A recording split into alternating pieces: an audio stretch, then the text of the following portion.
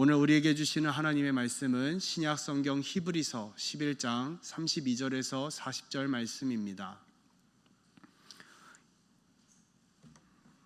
신약 성경 366면쯤에 있는 히브리서 11장 32절에서 40절 말씀입니다.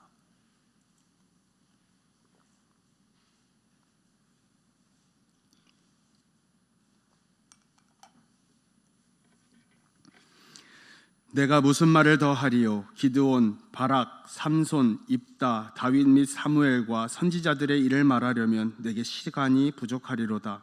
그들은 믿음으로 나라들을 이기기도 하며 의를 행하기도 하며 약속을 받기도 하며 사자들의 입을 막기도 하며 불의 세력을 멸하기도 하며 칼날을 피하기도 하며 연약한 가운데서 강하게 되기도 하며 전쟁에 용감하게 되어 이방 사람들의 진을 물리치기도 하며 여자들은 자기의 죽은 자들을 부활로 받아들이기도 하며 또 어떤 이들은 더 좋은 부활을 얻고자 하여 심한 고문을 받되 구차히 풀려나기를 원하지 아니하였으며 또 어떤 이들은 조롱과 채찍질 뿐 아니라 결박과 옥에 갇히는 시련도 받았으며 돌로 치는 것과 톱으로 켜는 것과 시험과 칼로 죽임을 당하고 양과 염소의 가죽을 입고 유리하여 궁핍과 환난과 학대를 받았으니 이런 사람은 세상이 감당하지 못하느니라.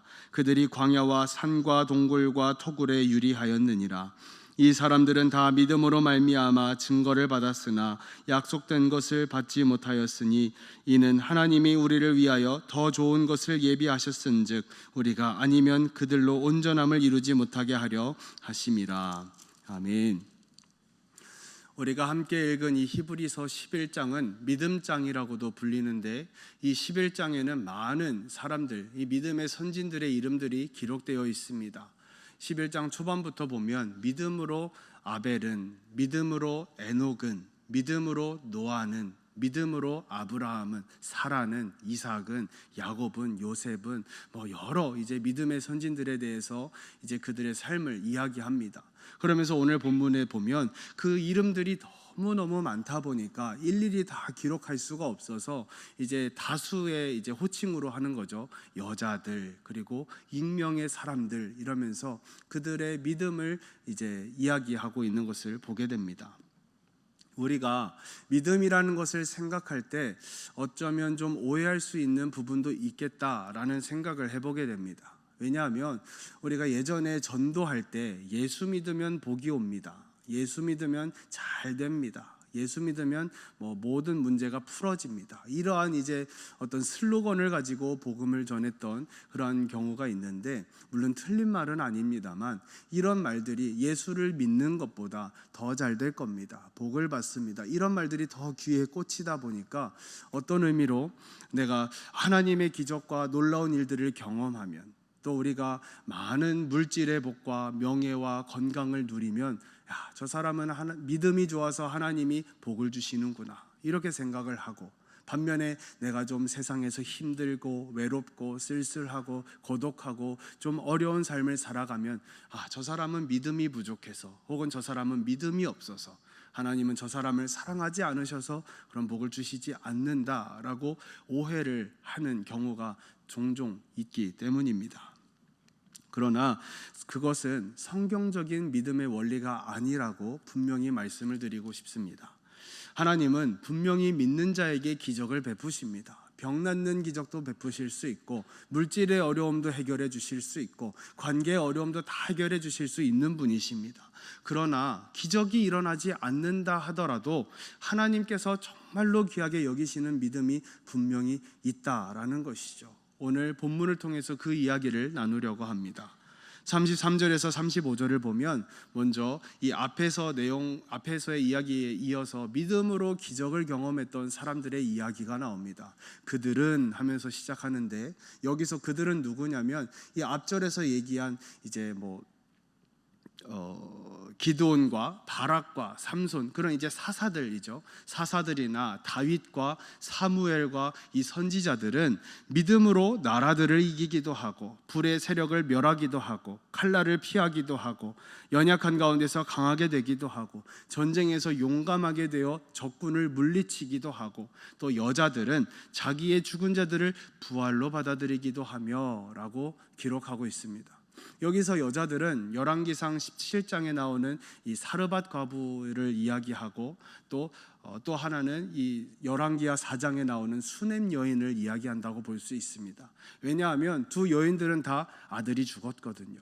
아들이 죽었는데 이 선지자 엘리야를 통해서 그리고 엘리사를 통해서 그 죽었던 아들이 다시 살아나는 기적을 경험했던 사람들입니다. 그런데 이 35절 후반부부터는 전혀 다른 이야기가, 반대의 분위기가 이어지는 것을 봅니다. 또 어떤 이들은 더 좋은 부활을 얻고자 하여 심한 고문을 받되 구차히 풀려나기를 원하지 아니하였으며, 감옥에 갇히고 심한 고난을 받는데도 굳이 거기서 풀려나기를 원하지 않았다라는 겁니다. 게다가 36절에 어떤 사람들은 조롱과 채찍질 뿐 아니라 결박과 옥에 갇히는 시련도 받았고, 이어서 돌로 치는 것과 톱으로 켜는 것과 시험과 칼로 죽임을 당하고 양과 염소의 가죽을 입고 유리하여 궁핍과 환난과 학대를 받았으니 38절 후반부에 그들이 광야와 산과 동굴과 토굴에 유리하였느니라. 여러분, 우리 중에 가난하고 배고프고 학대당하고 죽임을 당하고 그렇게 비참한 인생을 살아가고 싶은 사람은 아무도 없을 것입니다. 그러한 삶을 선택하고 싶은 마음은 더더욱이 없을 것입니다. 그런데 그러한 삶을 알면서도 선택해서 살아갔던 믿음의 선진들이 있었다라고 이야기를 하는 것이죠. 그리고 39절에 그리고 39절에 이 사람들은 다 믿음으로 증거를 받았다라고 기록하고 있습니다. 믿음의 증거를 받았다라는 것은 하나님께서 그들의 믿음을 인정해 주셨다라는 것이죠. 기적을 경험했던 그 사람들과 동일하게 기적과 반대로 고난과 어려움과 학대를 당한 그 사람들도 하나님께서 그들의 믿음을 인정해 주셨다라는 거예요. 믿음이 없어서 그런 고난을 당한 게 아니라 그들도 믿음이 있는데 하나님께서 고난을 주셨다라는 겁니다. 문득 이런 질문을 던져보게 됩니다. 하나님은 믿음으로 누구에게는 기적을 베푸시고 누구에게는 고난을 주시고 누구는 살리시고 누구는 죽이시고, 하나님은 차별하는 하나님이신가? 하나님은 차별하시는 걸까? 이 질문에 대한 답을 우리가 사도 바울의 경우를 통해서 한번 찾아볼 수 있을 것 같습니다. 사도 바울도 이와 같은 질문을 던질 수 있는 상황들이 있었죠. 사도 바울이 이 복음을 전하면서 아픈 사람들에게 손을 얹고 기도를 해주는데 그때마다 낫는 역사가 일어나는 겁니다. 근데 그 소문을 듣고 너무 많은 사람들이 몰려오다 보니까 일일이 한 사람씩 안수해 줄 수가 없는 거예요. 그래서 그가 가지고 있었던 이 손수건과 그 메고 있었던 그 앞치마를 이렇게 던져가지고 그 덮어주기만 해도, 그 앞치마에 닿기만 해도 병 낫는 역사가 일어나고 귀신이 다 떠나가는 겁니다. 성령께서 하신 일이죠. 그런데 여러분, 손을 대고 기도한 것도 아니고 축기 사역을 구체적으로 한 것도 아니고 단지 손수건만 던졌을 뿐인데, 단지 앞치마만 이렇게 덮어줬을 뿐인데도 그 병들이 이제 고쳐지고 귀신이 떠나가는데, 정작 사도 바울은 자신이 가진 이 자신의 몸의 가시라고 표현하는 그 질병은 고치지 못했습니다. 아이러니하지 않나요? 복음을 전하다가 갑자기 간질이 일어나서 막 발작을 일으켰다라고 한번 생각해 보십시오.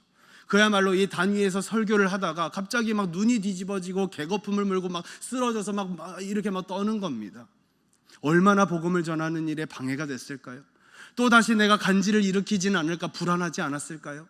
온 세계가 비좁을 정도로 하루가 멀다 하고 막 다니면서 복음을 전하던 사도 바울에게 얼마나 큰 방해고 얼마나 큰 걸림돌이 되었을까요?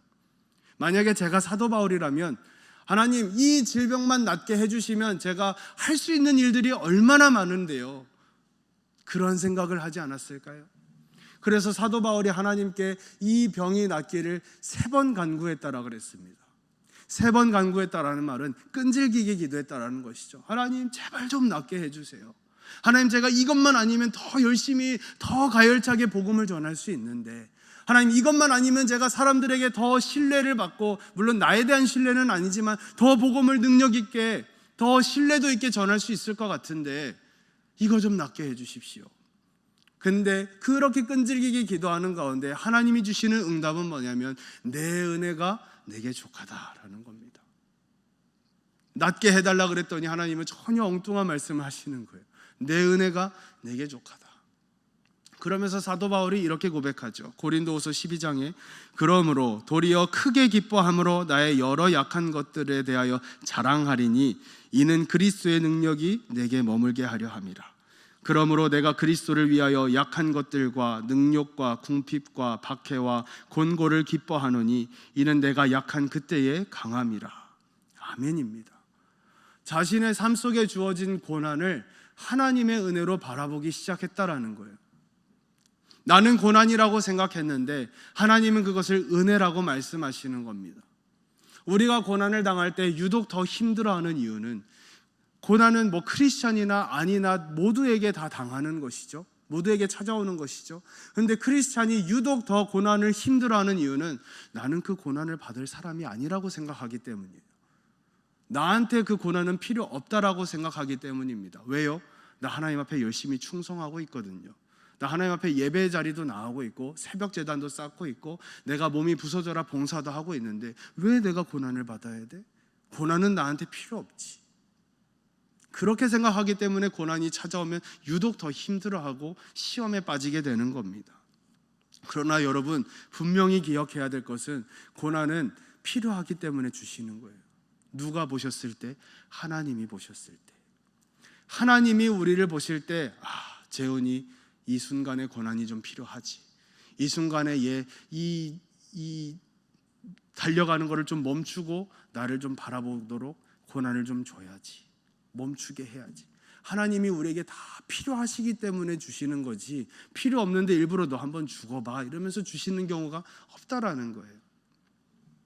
사도 바울이 이렇게 자신에게 주어진 이 가시가 저주가 아니라 하나님이 나를 사랑하지 않으셔서 주신 게 아니라 오히려 나를 더 사랑하셔서 나에게 주신 은혜다라고 고백했던 것처럼 우리 삶 가운데 다가오는 고난과 어려움과 환난에 대해서 우리가 우리의 육신의 눈으로 바라보는 게 아니라 하나님의 눈으로 바라볼 수 있는 믿음과 지혜가 필요할 줄로 믿습니다. 그러지 않으면 우리 가진 믿음은 참된 믿음이라고 볼 수 없는 것이죠. 그저 잘 되기만 바라고 그저 좋은 일만 겪기를 바라고 그러면 뒷마당에 정수 한 그릇 떠다 놓고 비나이다 하는 것과 같이 이 기복신앙과 별로 다를 바가 없는 것이죠. 그런 점에서 이 히브리서 기자는 35절에서 이렇게 이야기하는 겁니다. 이 죽음에서 부활을 얻은 기적을 경험한 여인들에 대해서 이야기를 하고 마침표를 딱 찍고 엔터를 쳐서 다음 줄로 말씀을 이어가는 게 아니라 어떤 여자들은 이렇게 죽음에서 부활을 얻는 기적을 경험했는데 또 어떤 이들은 그렇게 죽음을 선택해서 가는 믿음의 선진들도 있었다. 그렇게 정말 말로 형언할 수 없는 고난을 당하는 선진들도 있었는데 그 사람들은 굳이 풀려나기를 선택하지 않았다라고 이야기를 하는 겁니다. 즉 오늘날 우리에게 찾아온 고난에 대해서 어떻게 해석하고 어떻게 바라봐야 하고 어떻게 반응해야 되는지를 우리에게 가르쳐주고 있는 것이죠. 믿음의 선진들은 그들의 믿음의 증거로 받은 고난에 대해서 불평하거나 어떠한 시험에 받거나 배교의 유혹을 당했던 것이 아니라 오히려 그들은 믿음으로 고난을 선택했다라는 겁니다. 고난을 피하지 않았습니다. 심한 고문과 어떤 죽음의 그 두려움 앞에서 일단 좀 살고 보자. 내가 먼저 살아야 믿음이고 나발이고 죄송합니다. 믿음이고 뭐고 나중 일을 내가 좀 생각하지. 내가 지금 당장 죽게 생겼는데 믿음이 뭐가 중요해? 내가 아무것도 할 수 없는데 죽는데 지금 믿음이 뭐가 중요해? 하면서 배신을 하거나 그런 게 아니라 구차하게 타협하면서 변명하면서 이 땅에서 그냥 그저 그렇게 믿는 둥 마는 둥 죄책감 가지고 그렇게 살 바에는 내가 지금 당장 죽기로 결정하고 주님의 품에서 영원히 살아가겠다. 이거를 결단했다라는 거예요. 도대체 하나님은 누구에게는 기적을 베푸시고 누구에게는 고난을 베푸시나 이러한 생각을 한 게 아니라 더 좋은 부활을 얻기 위해서 내가 지금 고난과 죽음을 선택하겠다라고 말씀하고 있는 겁니다. 더 좋은 부활은 무엇을 의미할까요? 앞에서 믿음으로 기적을 경험했던 이 사람들은 다 죽었습니다. 그죠? 이 사르밧 과부의 아들이나 수넴 여인의 아들이나 이 기적적으로 다시 살아났지만 이후에 다시 죽었습니다. 예수님의 기적으로, 예수님의 이제 기적으로 죽음에서 다시 살아났던 나사로도 이후에 다시 죽었습니다. 그러나 믿음의 증거로 고난과 죽음을 선택했던 이 믿음의 선진들은 다시 죽을 일이 없는 더 좋은 부활을 선택했다라는 거예요. 다시 죽을 일이 없는 부활을 선택했다. 내가 구차하게 변명하면서 예수님 죄송합니다, 한 번만 눈 딱 감아주세요 하면서 변명하면서 구차하게 살 바에는 지금 당장은 감옥과 고난에서 풀려나지만 어차피 믿음과 타협하면서 그렇게 살 바에는 차라리 내가 믿음을 지키고 믿음의 절개를 지키고 다시 죽을 일이 없는 그 천국에서 영원히 살게 될 것을 더 좋은 부활을 내가 얻기로 선택했다라는 겁니다. 내가 이 땅에서 살아가면서 누릴 수 있는 만족과 유익을 택하는 것이 아니라 내가 그 천국에서 경험하는 그 평안과 만족을 누리기 위한 대가가 죽음일지라도, 고생일지라도, 고난일지라도 내가 예수님 배신하지 않고 예수님 편에 끝까지 서겠다, 이 고백을 하는 겁니다. 당시 히브리서를 읽고 있는 이 히브리 성도들은 이런 생각을 가지고 있었습니다. 아니, 내가 우리 가문 대대로 평생토록 가져왔던 유대교를 버리고 내가 어떤 생각과 어떤 결단을 가지고 예수 믿고 교회에 나오기 시작했는데 도대체가 내 삶 가운데는 뭐 어떤 복이나 잘 되는 일은 없고 고난과 시험과 어떤 감옥에 갇히는 것과 죽는 일만 계속되는데 도대체가 이게 맞는 건가? 이럴 바에는 차라리 예수 안 믿고 유대교에서 인정받고 그렇게 편안하게 사는 게 오히려 더 유익한 게 아닌가? 이러한 배교의 유혹이 강하게 있었습니다. 그러나 히브리서 기자는 이렇게 얘기하는 거죠. 우리가 기적만 기대하고 살 것이 아니라 믿음의 증거로 당장 우리 앞에 고난과 죽음의 위험이 주어졌을지라도 더 좋은 부활, 영원한 생명을 얻기 위해서 그 고난과 죽음의 길을 기꺼이 선택했던 그 믿음의 선진들처럼 우리도 이 땅에서의 안전과 만족과 즐거움보다는 영원한 하나님의 나라에서 다시 죽을 일이 없는 그 천국에서 영원한 만족과 영원한 안전과 영원한 만족, 기쁨을 누리기 위해서 지금의 더 좋은 선택을 하자라고 권면하는 거예요. 도전하는 거예요. 어떤 선택을 하시겠습니까? 더 좋은 선택을 하자라는 것이죠. 빌립보서 1장 23절 24절에 사도 바울이 이런 이야기를 하죠. 차라리 세상을 떠나서 그리스도와 함께 있는 것이 훨씬 더 좋은 일이라 그렇게 하고 싶으나 내가 육신으로 있는 것이 너희를 위하여 더 유익하리라. 사도 바울이 이 감옥에서 빌립보 교인들에게 쓴 편지입니다. 사도 바울이 복음을 전하는 일로 인해서 감옥에도 수도 없이 갇히고 수도 없이 매맞고 수도 없이 죽을 위험을 겪다 보니까 차라리 내가 죽는 게 더 낫겠다. 내가 지금 당장 죽어서 주님 품에 안기는 게 더 낫겠다. 그렇지만 복음을 전하는 일이 하나님이 나에게 주신 사명이고 내가 지금 너희들 곁에서 복음을 전하고 말씀을 가르치는 것이 너희들에게 더 유익한 일이기 때문에 내가 죽지 않고 살아서 이 사명을 감당하겠다. 그 얘기를 하는 거예요. 내가 원하는 것보다 주님이 원하시는 선택을 하자. 그 말씀을 우리에게 가르쳐주고 있는 겁니다. 세상은 우리에게 하고 싶은 거 다 하라고 이야기합니다. 마음대로 먹고 마음대로 행하고 마음대로 살고 마음대로 표현하고 다 모든 것이 너에게 주어진 자유라고 이야기를 합니다. 그러나 성경에서는 분명히 말씀하시죠. 뭐든 할 수 있는 자유가 있지만 모든 것이 유익한 것은 아니다. 모든 것이 유익한 것은 아니다. 즉 좋은 선택을 해라. 더 좋은 선택을 해라. 이 말씀을 하는 겁니다. 사랑하는 성도 여러분, 감옥에 갇히고 순교를 당하고 고난을 당하면서도 믿음을 지키는 그 사람들을 향해서 야, 저 사람 참 대단하다. 야, 저 사람은 이 상황에서도 어떻게 이렇게 교회 나와서 기도하나. 참 대단하다. 이러한 생각이 아니라 그들이 그러한 순간에도 믿음을 지킬 수 있는 이유와 그 힘이 더 좋은 부활을 선택했다라는 것, 더 좋은 것이 예비되어 있다는 것을 믿기 때문에 그것을 선택했다는 것을 우리가 말씀을 통해서 배웠습니다. 오늘 이 자리에 있는 저와 여러분도 동일하게 더 좋은 부활이 주어졌습니다. 더 좋은 것을 예비하셨다라고 우리에게 약속하고 있습니다. 우리가 예수 그리스도 안에서 받은 은혜와 사랑이 얼마나 크고 놀라운지를 우리가 늘 기억하고 안다면 오늘 하루를 살아가면서 겪게 될 어떤 의미로 희생과 손해와 또 불편함이 그렇게 크게 손해처럼 느껴지지 않으실 겁니다. 그 주님의 사랑과 은혜를 우리가 기억한다면 내가 오늘 수고해야 되는 그 수고가 별로 그렇게 힘들게 느껴지지 않을 것입니다. 왜냐하면 우리에게는 더 좋은 부활, 더 좋은 것이 예비되어 있기 때문입니다.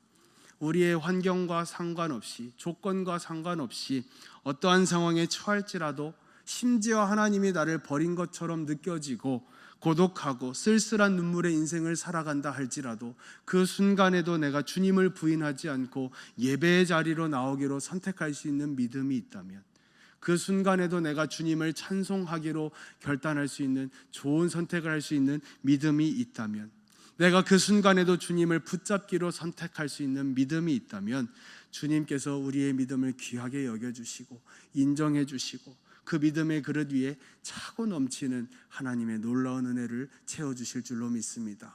우리가 이것을 기억하면서 오늘도 더 좋은 선택, 주님이 기뻐하시는 선택을 하면서 승리하시는 저와 여러분들 다 되시기를 주의 이름으로 축원합니다.